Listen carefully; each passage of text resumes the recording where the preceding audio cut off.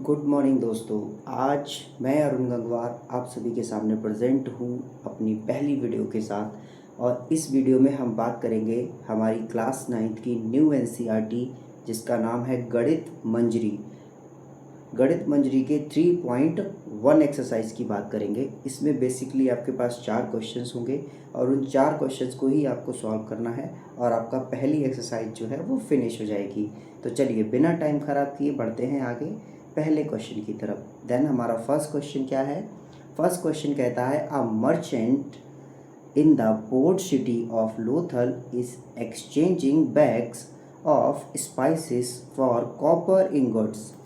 He received 15 ingots for every 2 bags of spices. If the bring 12 bags of spices to the market, how many copper ingots will he leave with? तो देखिए इसका solution हम कैसे करेंगे। तो सबसे पहले हम देखते हैं कि हमें इसमें दे क्या रखा है, उसके बाद हम इसका सोल्यूशन करेंगे। तो हमें दे रखा है तो हम लिखेंगे गिवन दैट। सबसे पहले हमें जो दे रखा है, क्या दे रखा है? तो गिवन दैट दे रखा है 2 bags of spices, 2 bags of spices is equal to 15 ingots। देखिए it is clear that 2 bags जो ऑफ स्पाइसेस जो है वो 15 ingots के इक्वल है। तो हम निकाल लेंगे so 1 bag of spices is equal to 15/2 ingots। देखिए इधर का 2 जो है मल्टीप्लाई में है, जब दूसरी तरफ जाएगा इक्वल के तब वो डिवाइड में हो जाएगा। ऐसे समझ लीजिए अगर किसी चीज़ कोई 2 प्रोडक्ट हैं उनकी कीमत 6 रुपये है, तो हमें अगर एक प्रोडक्ट की कीमत जाननी है तो हमें 6 को 2 से डिवाइड करना होगा, यानी 6/2 करना होगा। और जब हम 6 को 2 से डिवाइड करेंगे तो 3 आंसर मिल जाएगा। सिंपली वैसे ही 2 को यहाँ पे डिवाइड में भेज दिया है। लेकिन हमें जो आंसर चाहिए वो 1 बैग का नहीं चाहिए, हमें जो आंसर चाहिए है वो चाहिए है 12 बैग्स का। तो इसीलिए हम इसमें क्या कर देंगे, हम दोनों तरफ 12 का निकाल लेंगे। तो हम कह देंगे यहाँ पे similarly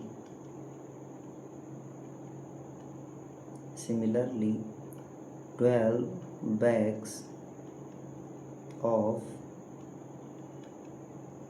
spices is equal to, देखिए जितने इंगोट्स हैं 15/2, इनकी मल्टीप्लाई कर दो 12 से। देन द रिजल्ट इज 2 1 जा 2, 2 6 जा, क्या बचा भाई यहाँ पे? तो बचा 15 × 6 दैट इज़ 19। और हमारे पास हमारा आंसर आ गया 19 इंगोट्स, और यही आपका परफेक्ट आंसर है। इस तरीके से आप इस क्वेश्चन का सोल्यूशन बहुत ही आसानी से कर सकते हैं। अगर इसको लैंग्वेज के फॉर्म में लास्ट में लिखना चाहें तो हम लिख सकते हैं देयरफॉर द मर्चेंट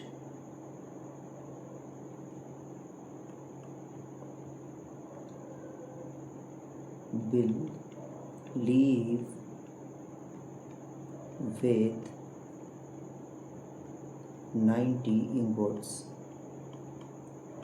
और ये आपके पहले वाले क्वेश्चन का कंप्लीट सॉल्यूशन हो गया। फिर से समझ लीजिए, देखिए यहाँ पे दे रखा है 2 bags, ठीक है। तो 2 bags ये समझ लीजिए, यहाँ पे देखिए ये 2 bags दे रखा था और 2 bags को एक्सचेंज करने के लिए कितने इंगोट्स चाहिए? 15 इंगोट्स। तो सबसे पहले हमने क्या किया, फर्स्ट जो है एक बैग का निकाल लिया और एक बैग का आ गया 15/2।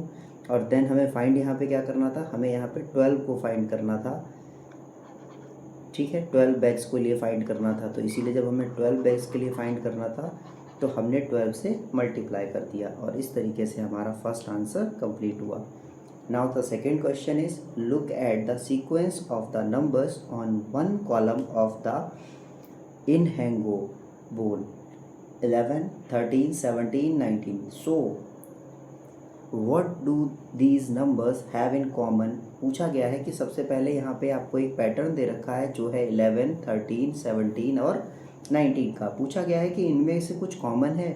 तो आप इसमें क्लियरली देख सकते हैं कि ये जो पैटर्न है वो पैटर्न है प्राइम नंबर्स का, ठीक है। क्योंकि 11, अब पहले तो प्राइम नंबर्स क्या होते हैं, तो प्राइम नंबर ऐसे नंबर होते हैं जिनके सिर्फ 2 ही फैक्टर हों, एक तो अपने आप या फिर जो है 1 से कटेगा। जैसे अगर मैं मान लूँ प्राइम नंबर में 2, तो 2 प्राइम नंबर है तो बिल्कुल है, क्योंकि ये सिर्फ 1 से कटेगा, 2 से कटेगा। क्या 3 प्राइम नंबर है तो बिल्कुल है, या तो 1 से कटेगा या 3 से कटेगा। क्या 4 प्राइम नंबर है तो देखिए 1 से भी कट जाएगा, 2 से भी कट जाएगा, 4 से भी कट जाएगा। तो यहाँ पे नंबर ऑफ फैक्टर्स कितने आ गए, 3। तो ये जो है ये प्राइम नंबर नहीं है, ये है कंपोजिट नंबर। जबकि अगर कोई भी ऐसा नंबर हो जो अपने आप से कटे और सिर्फ जो है 1 से कटे, तब वो होता है प्राइम नंबर। तो यहाँ पे जितने भी नंबर हैं, चाहे आप 11 की बात करें, चाहे 13 की बात करें, 17 की बात करिए या 19 की बात करिए, ये सिर्फ अपने आप से कटेंगे या फिर 1 से कटेंगे। तो हम कह सकते हैं कि ये यहाँ पे जितने भी नंबर्स दे रखे हैं, these all numbers are prime numbers, ठीक है। या फिर हम कह सकते हैं दिस नंबर सीक्वेंस जो है ये किसका है भाई, प्राइम नंबर्स का सीक्वेंस है। तो हम इसमें लिखेंगे आंसर में द नंबर्स, कौन कौन से नंबर हैं, 11, 13, 17, 19 all are prime numbers, all are prime numbers. अब इन्होंने पूछा है नेक्स्ट टर्म, तो so the next 3 prime numbers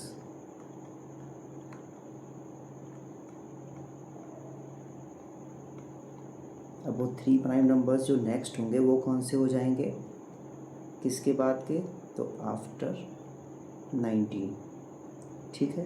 are कौन कौन से हो जाएंगे, तो 19 के बाद जो प्राइम नंबर आएगा, तो देखिए 19 के बाद पहले ऐसे समझ लीजिए जितने भी प्राइम नंबर्स होते हैं, केवल 2 को छोड़ दूँ अगर, तो वो सभी प्राइम नंबर ऑड नंबर्स होते हैं।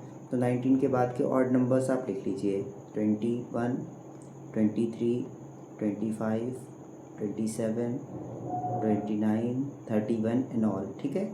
ये सभी ऑड नंबर्स हैं। अब जितने भी प्राइम होंगे वो ऑड तो होंगे ही, कंपलसरी है, केवल 2 को छोड़ के। तो देखिए अगर मैं बात करूँ 19 के बाद आने वाले नंबर की 21, तो 21 प्राइम है या नहीं ये चेक करने के लिए आपको देखना होगा कि 21 किस किस नंबर से डिवाइड होता है। तो 21 1 से भी डिवाइड होगा, 21 से भी डिवाइड होगा, 3 से भी डिवाइड हो जाएगा और 7 से भी, यानी कि 4 फैक्टर हो गए। तो ये आंसर नहीं है।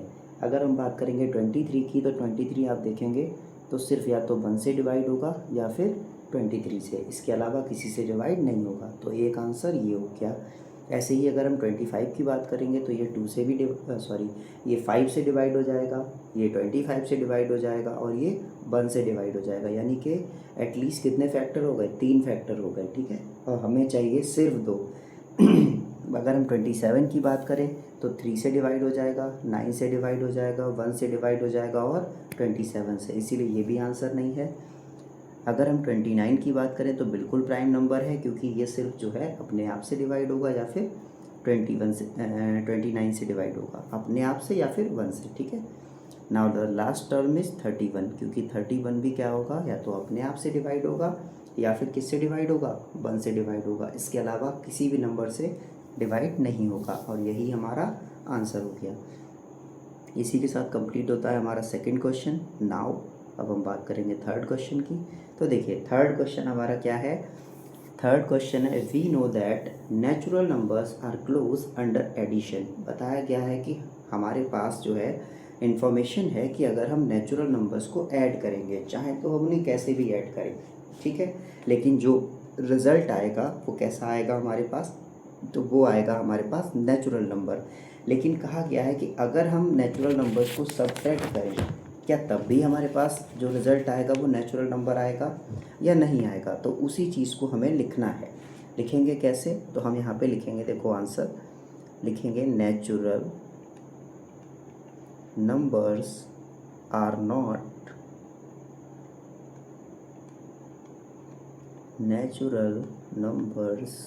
Not closed under subtraction,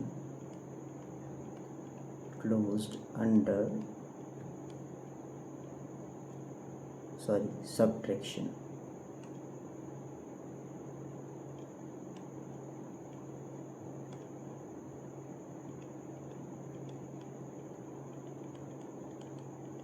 not close under subtraction. अब इस चीज़ का हम यहाँ पे एक्सप्लेनेशन कर देंगे। अब इसके एक्सप्लेनेशन में हम क्या लिखेंगे, एक्सप्लेनेशन में लिखेंगे closure means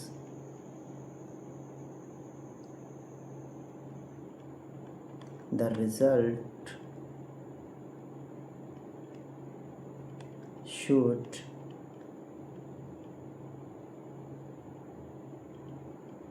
also be a natural number।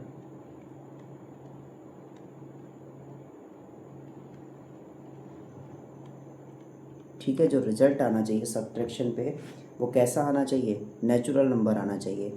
अब देखिए यहाँ पे 3 केस पॉसिबल हैं। पहला केस कैसा पॉसिबल है, अगर हम बड़े नंबर को छोटे नंबर से माइनस करें तो हमारे पास जो रिजल्ट मिलेगा वो कैसा मिलेगा, तो वो हमारे पास जो रिज़ल्ट आएगा वो नेचुरल नंबर मिलेगा।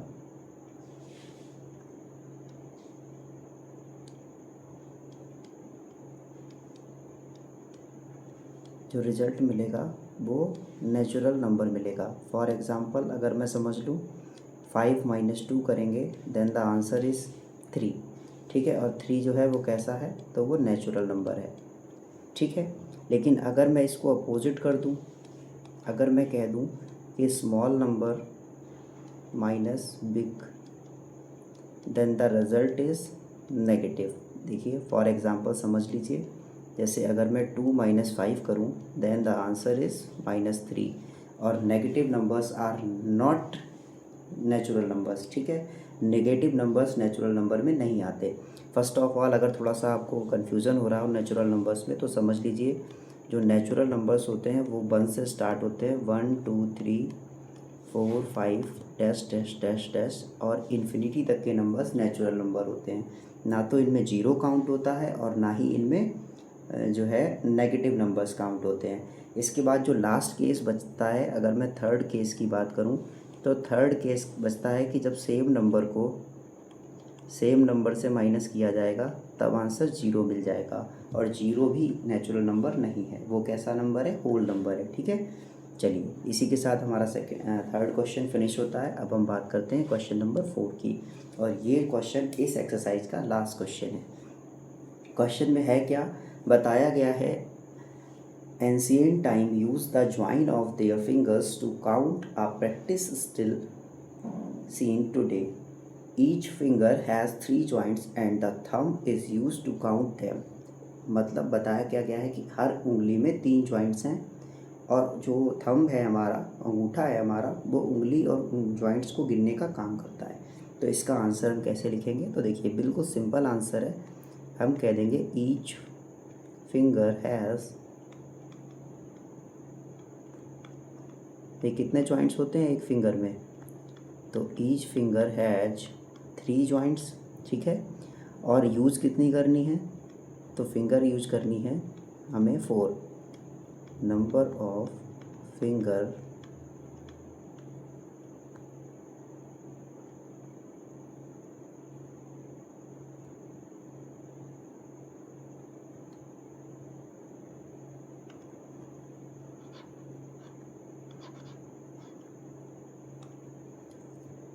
नंबर ऑफ फिंगर्स यूज्ड, कितनी फिंगर यूज करनी है, तो एक हाथ में देखिए 4 फिंगर होती हैं, टोटल 5 होते हैं, एक थंब हो जाता है और 4 फिंगर्स हो जाती हैं। ठीक है, तो अंगूठे को काउंट नहीं करेंगे, केवल फिंगर्स की बात की है। तो यहाँ पे देखिए टोटल जॉइंट्स, देखिए अब हम टोटल जॉइंट्स की बात करेंगे तो टोटल 4 फिंगर्स हैं और हर फिंगर में 3 जॉइंट्स हैं, तो टोटल हमारे पास नंबर ऑफ जॉइंट्स कितने हो गए, तो आप कहेंगे सर जो है टोटल नंबर ऑफ जॉइंट्स जो हैं वो हो गए हमारे पास 12। ठीक है, तो हम इसके बाद लिख देंगे so we can count up to 12 using 1 hand. यहाँ तक आपका हाफ से भी ओवर आंसर हो गया है। अब लास्ट में बस एक रिलेशन लिखना है, उसके लिए मैं नेक्स्ट स्लाइड पे चलना होगा क्योंकि यहाँ पे स्पेस कम है। तो देखिए लास्ट का बचा हुआ प्रोसेस क्या है, तो हम लिख देंगे सिंस, इससे पहले हम थोड़ा सा हेडिंग टाइप का डाल देंगे, रिलेशन टू बेस 12 सिस्टम, ठीक है, लिख देंगे। इसके बाद since counting reach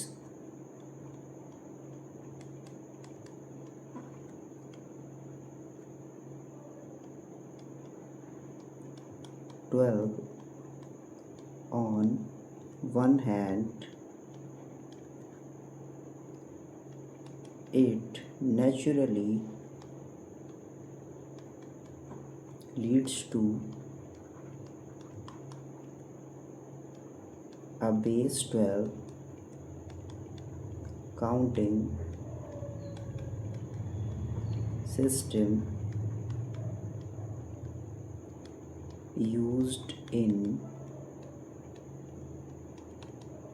ancient times।